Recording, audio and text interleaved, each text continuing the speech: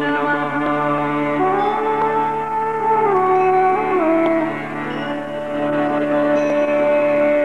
गजाननं भूतगणाधिसेवितं कवित्तजम्बूफलसारभक्षणम् उमासुतं शोकविनाशकारणं नमामि विघ्नेश्वरपादपङ्कजम्।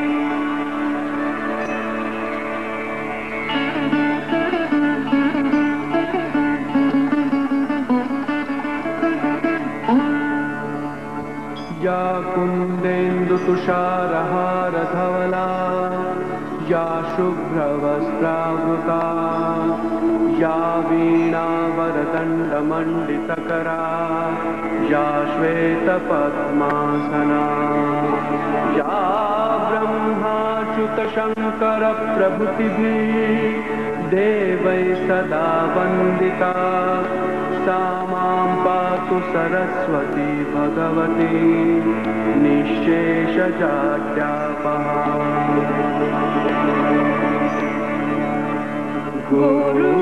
गुरुर्ब्रह्मा गुरुर्विष्णु गुरुर्देवो महेश्वरा गुरुर्साक्षात् परब्रह्म तस्मै श्री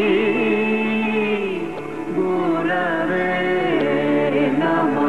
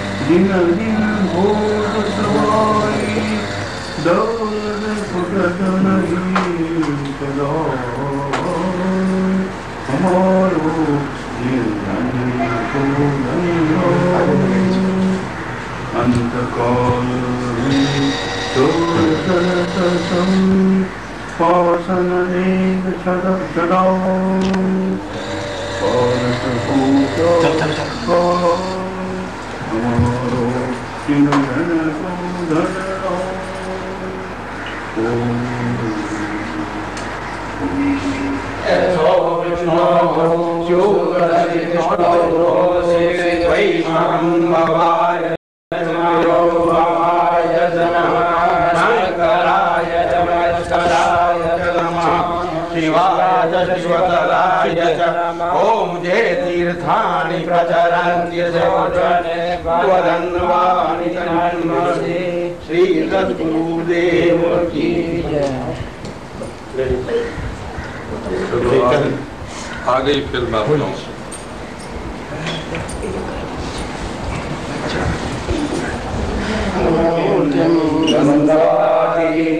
गगनसदृशं तत्त्वमस्यादिलक्ष्यम् एकं नित्यं विमलमचलं सर्वदेशाक्षिभूतम् भावातीतं सुरेशं सद्गुरुं त्वां श्री सद्गुरुदेव की। गुरुर्ब्रह्मा गुरुर्विष्णु गुरुर्देवो महेश्वरः गुरुसाक्षात् परब्रह्म तस्मै श्री गुरवे नमः।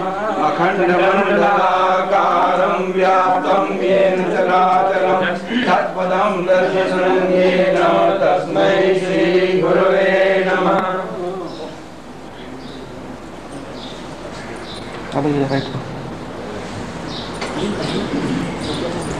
नमोऽस्त्वनन्ताय सहस्रमूर्तये सहस्रपादाक्षिशिरोरुगाय सहस्रनाम्ने पुरुषाय शाश्वते सहस्रकोटियुगधारिणे नमः। नमः कमलनाभाय नमस्ते जलसायिने नमस्ते केशवानन्द वासुदेव नमोऽस्तुते। अज्ञानचक्षुरुन्मीलितं येन तस्मै श्रीगुरवे नमः। आओ यहाँ देखो, तुम्हारे फोटो खींचे।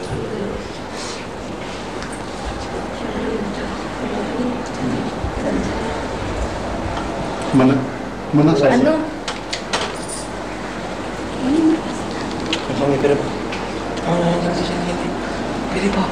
लो तुम्हारा बाप तो देखो प्रणाम करता है। मैं दादा नो ब्रह्मण्यदेवाय गो ब्राह्मणहिताय च जगद्धिताय कृष्णाय गोविन्दाय नमो नमः। बस रानी के बेरे पुस्तक को बाहर निकल खोलने की जरूरत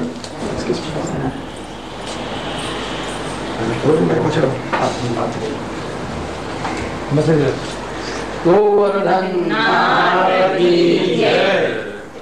मंगल भवनय मंगलहारी द्रवमुख दशरथ बिहारी मंगल भवन मंगलहारी पुरारी।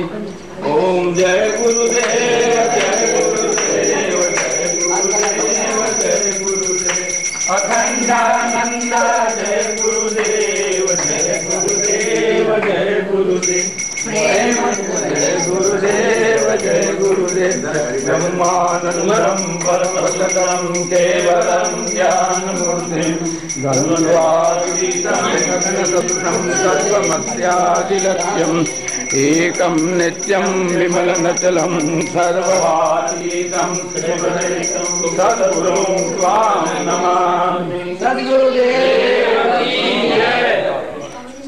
महाराज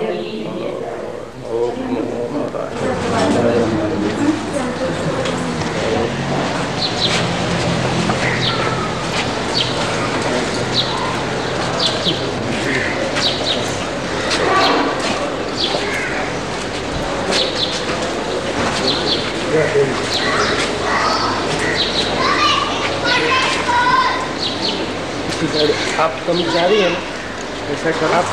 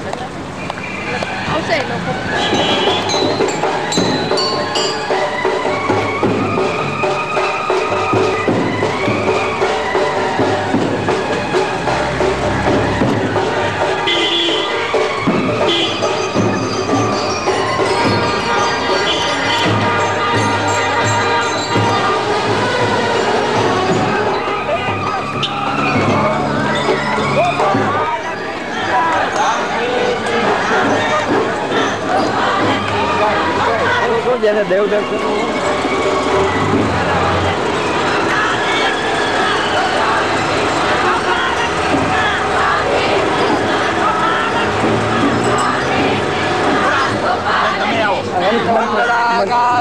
व्याप्तं येन चराचरं तत्पदं दर्शितं येन तस्मै श्रीगुरवे नमः।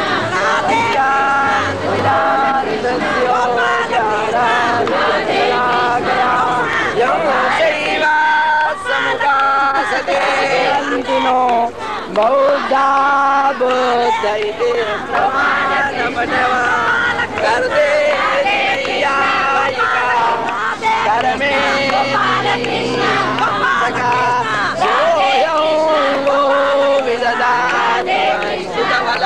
अब चलिए बच्चू भाई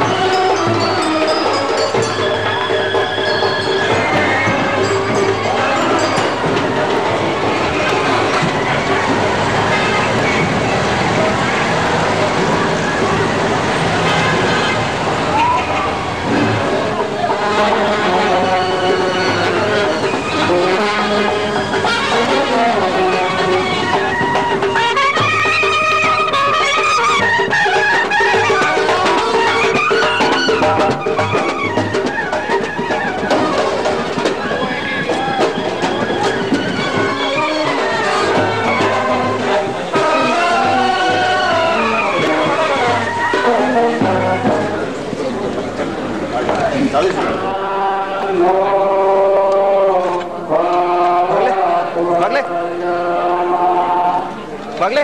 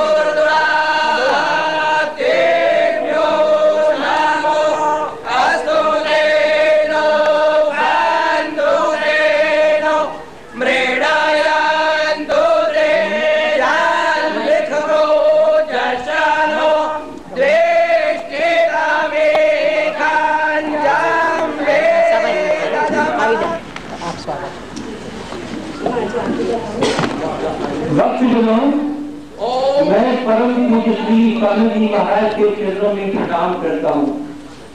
एक बहुत बड़े भाग्य का अवसर है जो श्री महाराज जी ने भागवत करने के लिए हमें बहुत बड़ा प्यार से और अपने आशीर्वाद से ये कबूल किया है कि हम भागवत करेंगे और इसका लाभ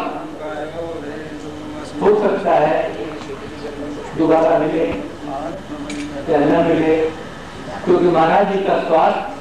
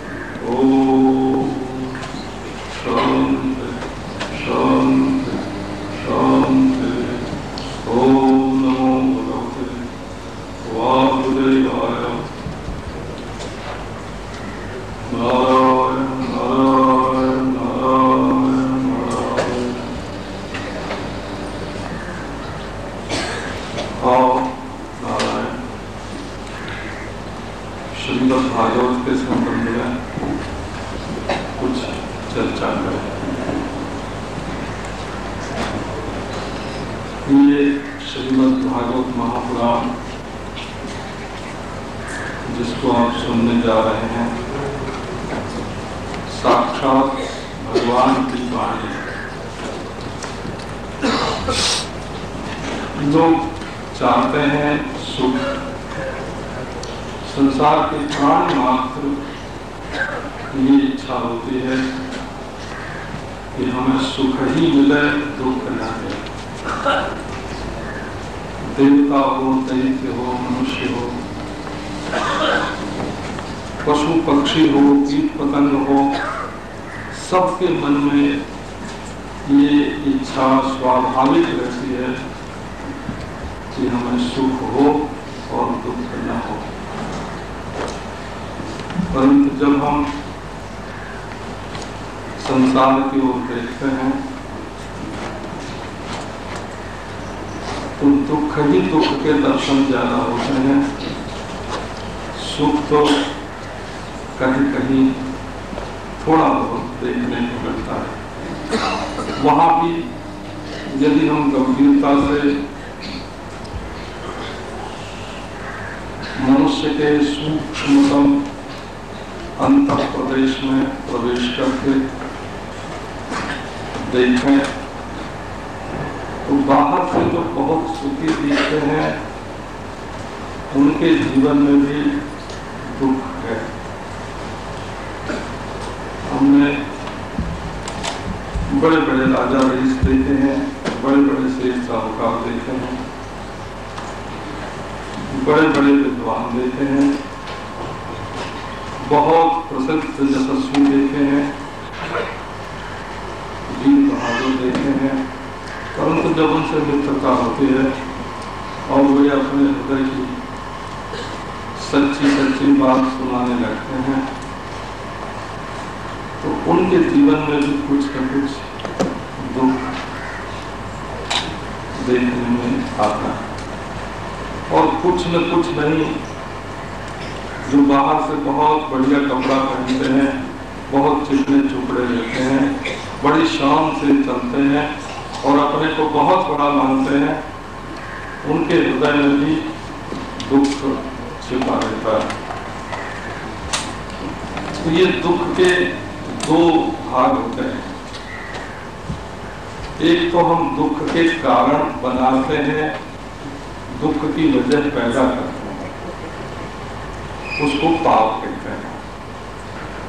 पाप वो है जिसके फलस्वरूप अभी या आगे चलकर दुख मिले।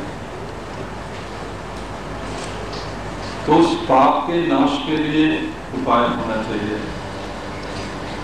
और पाप का फल है ताप, जिसको कहते हैं पूर्व जन्म का किया हुआ पाप हो, इस जन्म का किया हुआ पाप हो, उसका फल ताप अवश्य मिलता है। ताप प्रारब्ध से मिलता है और पाप किया जाता है। पाप क्या है? फिर जिससे अपना भी पतन हो, हम भी नीचे गिरे और दूसरा भी नीचे गिरे, उसका नाम होता है पाप। और जिससे हमारे हृदय में भी जलन हो और दूसरे के हृदय में भी जलन हो, उसको बोलते हैं ताप। तो ये जो श्रीमद् भागवत की कथा है, ये सच्चिदानंद स्वरूप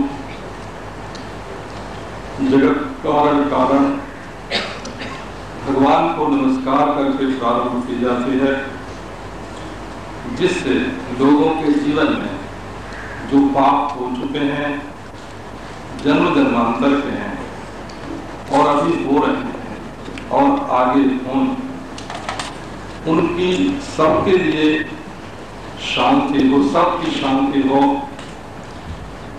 सबके मन का पाप मिटे, पाप वासना मिटे और जो पहले के किए हुए पापों के फल स्वरूप दुख आ रहा है वो मिटे। तो तापत्रय विनाशाय श्री कृष्णाय वयम नमः। सच्चिदानंद स्वरूप विश्वोत्पत्ति आदि के हेतु और मन में जो दुख होता है उसको और बाहर से जो दुख आता है उसको और देवताओं से जो दुख आता है उसको, तीनों प्रकार के दुख का नाश करने के लिए हम श्रीमद् भागवत के श्रवण और वर्णन, इसको सुनना और कहना, इन दोनों के लिए संकल्प करते हैं। श्रीमद् भागवत में महात्म्य के रूप में जो कुछ आज मिलता है, 3 प्रकार के महात्म्य उपलब्ध हैं, मिल रहे हैं। एक तो जो भागवत के प्रारंभ में लोग सुनाते हैं, एक भागवत के अंत में होता है, और एक कौशिकी संहिता का महात्म्य है जिसको हम बीच कथा में सुनाते हैं। कथा का प्रारंभ यहाँ से होता है कि एक नैमिषारण्य नाम का क्षेत्र है। ये नैमिषारण्य गोमती नदी के तट पर हरदोई के पास सीतापुर जिले में स्थित है। वहाँ एक नैमिषारण्य तीर्थ बोलते हैं। कलयुग में सब ऋषि महर्षि मिलकर ब्रह्मा जी के पास गए और उनसे प्रार्थना की कि पितामह, हमारे पिता के पिता, आप कृपा करके ये बताइए कि कहाँ बैठ करके हम लोग अपना 1000 तक चलने वाला यज्ञ प्रारंभ करें और कोई विघ्न न आवे। तब पितामह ब्रह्मा ने उनको एक रथ का पहिया दिया, चक्र दिया, और बोले कि ये जहाँ जाकर गिरे वो स्थान बहुत पवित्र है। वो चक्र घूमता हुआ आया और नैमिषारण्य में गिरा, वहाँ चक्र तीर्थ बन गया। उसके पास स्वर्णकाली 88,000 ऋषि बैठ गए और वहाँ उन लोगों ने अपना बहुत बड़ा यज्ञ सत्र किया जो वर्षों तक चलता रहा। कोई कहते हैं कि वो 1000 वर्ष तक चलता रहा, कोई कहते हैं कि 1000 वर्ष उसका अर्थ नहीं है। वहाँ अहरवै संवत्सरः, एक दिन का नाम वर्ष है, इसलिए 1000 दिन तक वो यज्ञ चलता रहा। ऐसे काल के संबंध में अनेक बातें आती हैं।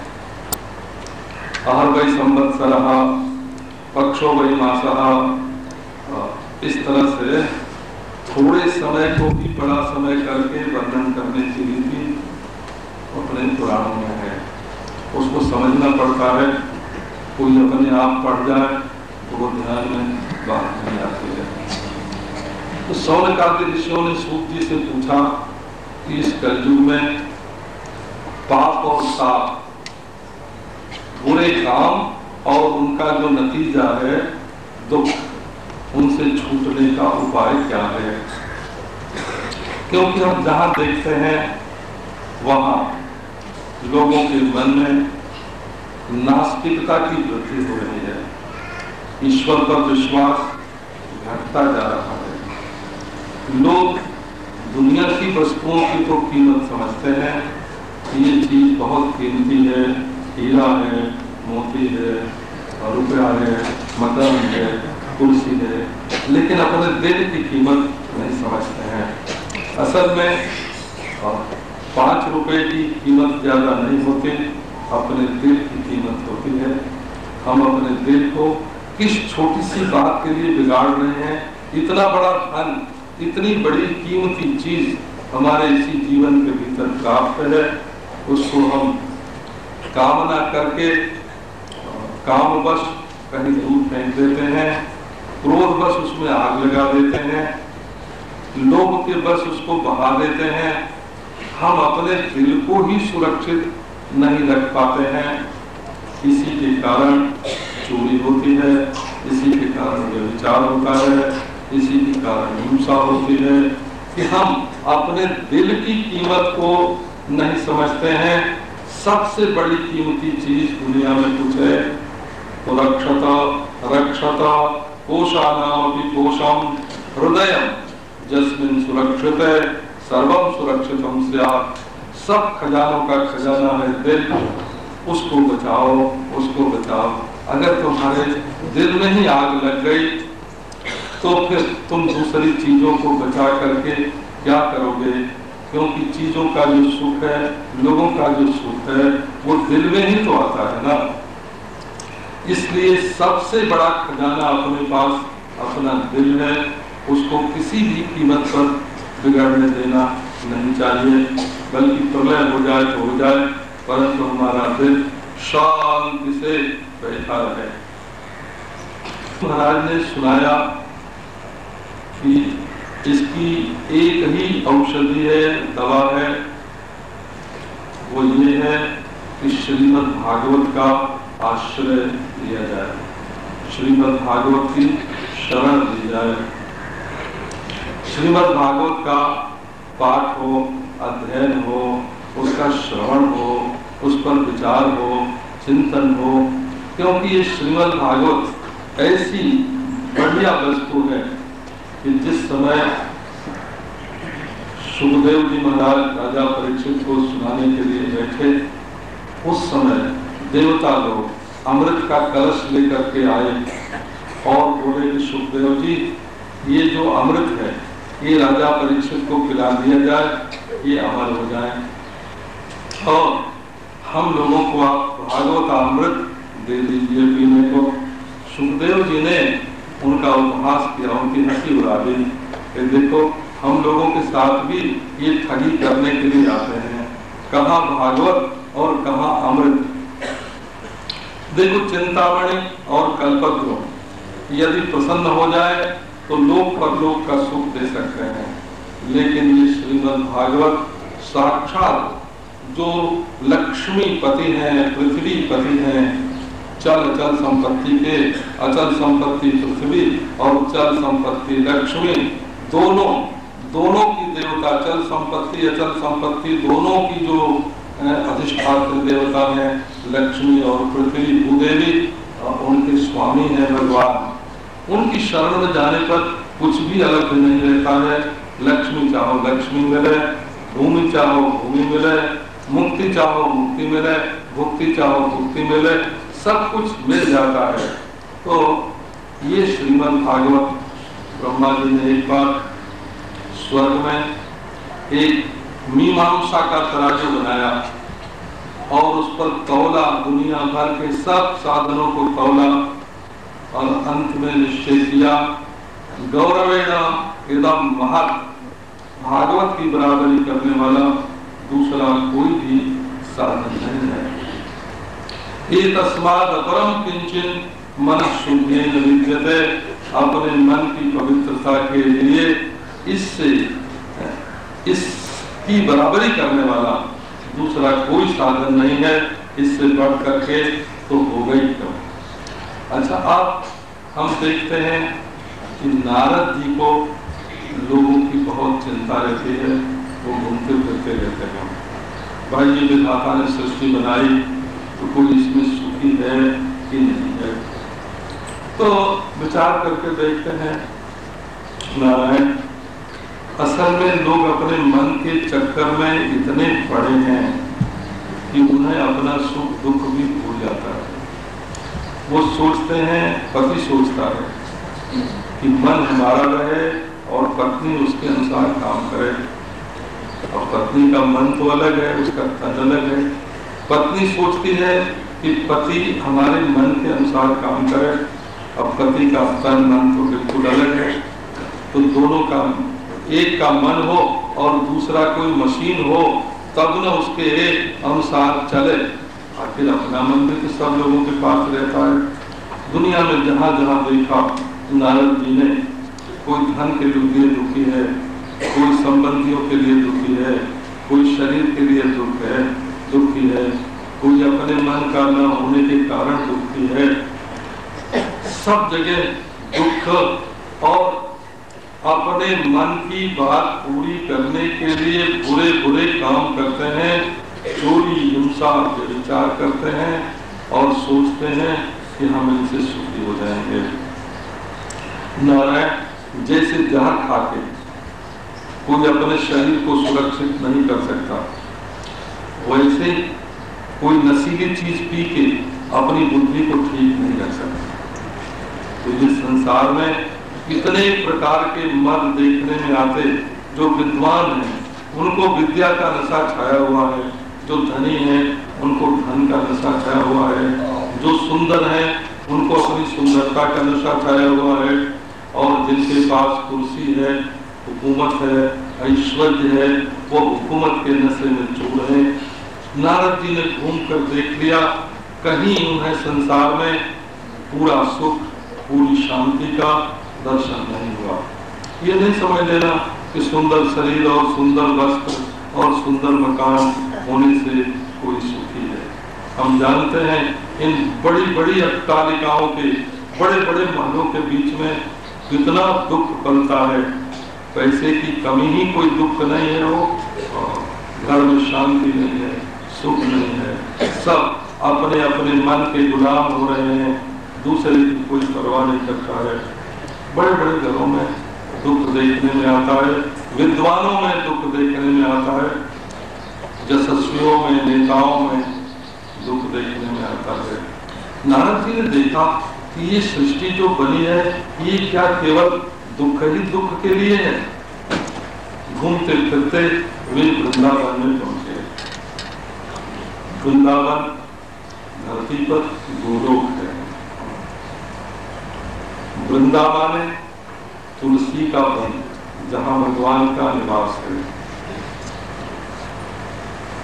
वृंदावन श्री राधा रानी का वन, जहां श्री राधा रानी विहार करते हैं। वृंदावन साधु वृंद की रक्षा करने वाला वन, जहां के वृक्ष कल्प वृक्ष हैं, जहां के कंकड़ पत्थर भी चिंतामणि हैं, जहां की गौएं भी कामधेनु हैं, जहां श्री यमुना जी भगवान की चतुर्थ पटरानी द्वारका छोड़कर वृंदावन में विहार करते हैं। साक्षात राधा कृष्ण जुगल सरकार के विहार में जो स्वेद होता है, उस स्वेद का प्रवाह है, रस प्रवाह है, आनंद प्रवाह है। यमुना मैया वहां बहते हैं। श्री गिरिराज जो भगवान के चरणों की सेवा करते हैं, उनके पांव धोते हैं अपने जल से, जो उन्हें अपने वृक्षों की छाया के नीचे धूप से बचाते हैं, जो अपने पत्र से, पुष्प से, फल से उनकी सेवा करते हैं, वे गिरिराज वृंदावन के पास हैं।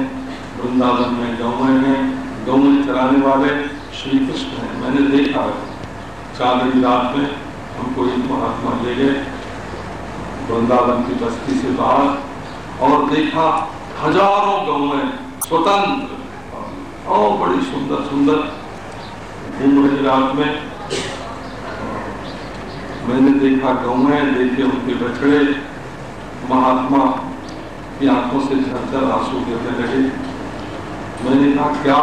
तो तुम देखो गौएं देखते हो, पर इनका जो चराने वाला है ना, वो मुरली मनोहर, वो पीताम्बरधारी, वो मंद मंद मुस्कान वाला, वो रसिक शेखर इन गायों के पीछे पीछे जो चराने के लिए घूम रहा है, उसकी देखो ना एक बार प्यार भरी चितवन, उसकी मंद मंद मुस्कान। वही है वृंदावन। यही कहूँ श्याम काबू कुंज में फिरत हुए हैं, भुज भर भेटिबे को ये रोमहत है। यही वृंदावन में श्याम सुंदर मुरली मनोहर किसी कुंज में फिर रहे होंगे, घूम रहे होंगे। उनको दोनों हाथों से पकड़कर हृदय से लगाने के लिए हमारा मन व्याकुल हो रहा है। महात्मा तो उस चांदनी रात में, पूर्णिमा की रात में व्याकुल हो गए, और गौएं तो अपने रास्ते चली गई। उनका चरवाहा उनको दे गया। उस वृंदावन के संबंध में कहते हैं, धन्य है वृंदावन जहाँ भक्ति नृत्य करती है। भक्ति को प्रत्यक्ष देखना हो तो वृंदावन में देखें। अब वहां नारद जी गए महाराज, तो ये आश्चर्य वृंदावन में उनको दिखाई पड़ा। वो आश्चर्य का क्या था कि एक बहुत सुंदरी, लक्ष्मी से भी सुंदर, भूदेवी से भी सुंदर एक युवती परमानंदमयी वहां विराजमान है, और सैकड़ों हजारों सखियां उसकी सेवा कर रही हैं। श्रुतियां भी सेवकों में हैं, नदियां भी, तीर्थ भी सेवकों में हैं, नदियां भी सेवकों में हैं, परंतु उसके पास उन्होंने देखा कि 2 बुढ़े बेहोश पड़े हुए हैं। अब आप वृंदावन का एक होता है वास्तविक स्वरूप और एक होता है वृंदावन का व्यावहारिक स्वरूप। ये जो व्यवहारी लोग जाते हैं वहाँ, वो वृंदावन का व्यावहारिक स्वरूप काम चलाओ माने जो लोगों के लिए तीर्थ करने के लिए, यात्रा करने के लिए, धाम करने के लिए जो दिखाई पड़ता है वो वृंदावन का व्यावहारिक रूप है। और उसका जो वास्तविक स्वरूप है वो तो साक्षात परब्रह्म परमात्मा है। ब्रजनम व्याप्तिरित्युक्त्या व्यापनात् ब्रज उच्यते। परिपूर्ण ब्रह्म ही वहां धाम के रूप में प्रकट हुआ है, वो धाम ब्रह्म है। उसमें भगवान श्री कृष्ण कभी प्रकट होते हैं, कभी नाचते हैं, गाते हैं, विहार करते हैं और कभी उसी में अंतर्धान हो जाते हैं। नाम को आप साथ हर जगह रख सकते हैं, नाम लेते जाइए अपने साथ, रूप का अपने मन में ध्यान कर सकते हैं। परंतु धाम ऐसी चीज है कि उसकी स्मृति हो कि विस्मृति हो। जैसे ब्रह्म ज्ञान हो जाने पर, ब्रह्म साक्षात्कार हो जाने पर, आत्मत्वेन आत्मा के रूप में ब्रह्म का साक्षात्कार हो जाने पर याद रहे कि न रहे इसकी कोई परवाह नहीं रहती। इसी प्रकार ये वृंदावन धाम है। धाम माने सत्य भी है और धाम माने प्रकाशमान चित स्वरूप भी है और धाम माने परमानंद स्वरूप भी है। उस वृंदावन में भक्ति देवी तो बड़ी सुखी, परंतु उनके दोनों पुत्र जो हैं ज्ञान और वैराग्य वो बुढ़े। आपके मन में कल्पना यही होगी कि कोई स्त्री रही होगी और उसके पास 2 बुढ़े नारायण बेहोश पड़े होंगे, परंतु आप अपने हृदय में देखिए, आपका हृदय है वृंदावन और उसमें आपकी जो हृदय में चित्त वृत्ति में जो आनंद का प्रतिबिंबन होता है, प्रतिबिंबित जो आनंद है, वृत्ति में प्रतिबिंबित जो आनंद है उसका नाम है। पर वो भक्ति रूप आनंद टिकाऊ कब हो, स्थिर कब हो, उसमें 2 चीज चाहिए। एक तो चाहिए कि उसमें परमात्मा का साक्षात बोध हो, भक्ति हो तो जिसकी भक्ति की जाती है वो उसमें दिखाई पड़े, और दूसरा कुछ उसमें न हो, दूसरे के साथ राग द्वेष न हो। भक्ति नृत्य तभी करेगी, भक्ति सुखी तभी होगी, वो आनंद का जो प्रतिबिंबन है वो परम उज्जवल होकर तभी चमकेगा जब उसमें संसार के किसी पदार्थ से राग द्वेष नहीं होगा। माने किसी के मोहब्बत में नहीं फंसे होंगे और किसी से नफरत नहीं होगी, तब भक्ति सुखी होती है। भक्ति यही तो देती है, भक्ति का काम यही है कि वो दूसरों से राग द्वेष छुड़ा देती है, अर्थात अंतःकरण को शुद्ध करती है, हमारे हृदय को योग्य बनाती है, और दूसरे जो अस्पष्ट परोक्ष रूप से जो भगवान है उनको ला करके आविर्भूत कर देती है, हृदय में प्रकट कर देती है। तो भगवान के आविर्भाव का नाम ज्ञान है और संसार की आसक्ति छूटने का नाम वैराग्य है। जब आपके हृदय में भक्ति आवेगी तो ये दोनों चीजें आवेंगी, और ये जब दोनों चीजें आवेंगी तब भक्ति सुखी हो जाएगी। ये वृंदावन पर, वृंदावन की तारीफ नहीं है, ये वृंदावन पर एक कटाक्ष है। श्रीमद् भागवत का एक वृंदावन के ऊपर कटाक्ष है। ये कटाक्ष ये है कि वहाँ के लोग भक्ति तो बहुत पसंद करते हैं, परंतु ज्ञान और वैराग्य को पसंद नहीं करते हैं, और जब ज्ञान और वैराग्य को वो पसंद नहीं करेंगे तो भक्ति माता रहेगी तो सही, और वृंदावन में वो सुंदर भी होंगी, वस्त्राभूषण से सुसज्जित भी होंगी, उनकी दास दासियां भी वहां होंगी, लेकिन अपने पुत्र माने अपने फल को, भक्ति का फल है ज्ञान और वैराग्य, भगवान का दर्शन और भगवान से जो ईश्वर है उसके प्रति आसक्ति का न होना, ये न होने से भक्ति देवी वहां सुखी नहीं होती हैं। देख करके नारद जी को देख करके भक्ति ने प्रणाम किया, क्योंकि भक्ति के आचार्य हैं पिता के समान है नारद जी, पति के हैं, पति के समान है भगवान, भक्ति के पति है भगवान और भक्ति के पिता है नारद जी, आचार्य नारायण सदगुरु, ये भक्ति के पिता हैं। ये जिसको देते हैं उसको भक्ति मिलती है, जिसके घर भेजते हैं उसको मिलती है। अब भक्ति ने जाके नमस्कार किया, पिताजी आप पधार गए, बेटी के घर बाप का आना ये तो बड़े सुख की बात है, परंतु मेरे मन में ये दुख है, मेरे जीवन में ये दुख है कि ये जो हमारे दोनों पुत्र माने बेटे, जैसे माता और पिता, जैसे माता पिता से पुत्र होते हैं वैसे यहाँ पुत्र माने है फल। जिसके हृदय में भक्ति आई और भक्ति और भगवान मिले तो भक्ति तो बाध नहीं है और भगवान नपुंसक नहीं है, तो दोनों के मिलने से दो पुत्र पैदा होते हैं। वो पुत्र क्या है? एक तो प्रपंच में संसार में अनासक्ति और दूसरी भगवान में प्रीति। तो भगवान में प्रीति हो करके संसार के प्रति वैराग्य होना ये भक्ति का फल है। पर यहाँ मैं निष्फल हो रही हूँ, फल शून्य हो रही हूँ। आप मुझे मेरे इस दुख को दूर कीजिए, मेरे इस दुख को आप दूर कीजिए, ऐसी प्रार्थना भक्ति ने की। अब नारद जी महाराज ने चिंता किया, महाराज ये अच्छा हम देखते हैं कि तुम्हारी बाधा कैसे दूर होती है। अब नारद जी महाराज ने चिंता तो बहुत की, परंतु उस समस्या का कोई उत्तर उनको नहीं मिला। तब वो हिमालय में चले गए और हिमालय में जब चले गए तब वहाँ चार जो है सनक, सनातन, सनंदन, सनत कुमार, ये चारों क्या हैं? ये जैसे जागृत स्थान में विश्व वैश्वानर हैं और जैसे स्वप्न स्थान में जैसे तेजस हिरण्यगर्भ हैं और जैसे सुषुप्त स्थान में प्राज्ञ ईश्वर हैं और तुरी साक्षात परब्रह्म परमात्मा है। जैसे वैष्णव में चतुर्व्यूह माना जाता है, ये ऋषि अवतार के रूप में, मुनि अवतार के रूप में साक्षात चतुर्व्यूह ही है भगवान का। सो नारायण सनत कुमार जी ने नारद जी को देख के पूछा, कहो ऋषि आपको चिंता किस बात की?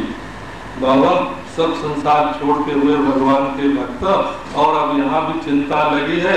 और बाबा जी लोग बना बनाया तो घर छोड़ देते हैं और पैदा करने वाले माँ बाप को छोड़ देते हैं, ब्याही हुई पत्नी को छोड़ देते हैं, पैदा किए हुए पुत्र को भी छोड़ देते हैं, लेकिन फिर भी उनके साथ दुख लगा ही रहता है। बाबा ये तेरे को दुख काहे का? नारद जी ने बताया कि महाराज बात ये है कि संसार में तो सब और दुख ही दुख है। वृंदावन में भक्ति के दर्शन हुए वो भी दुखी हैं।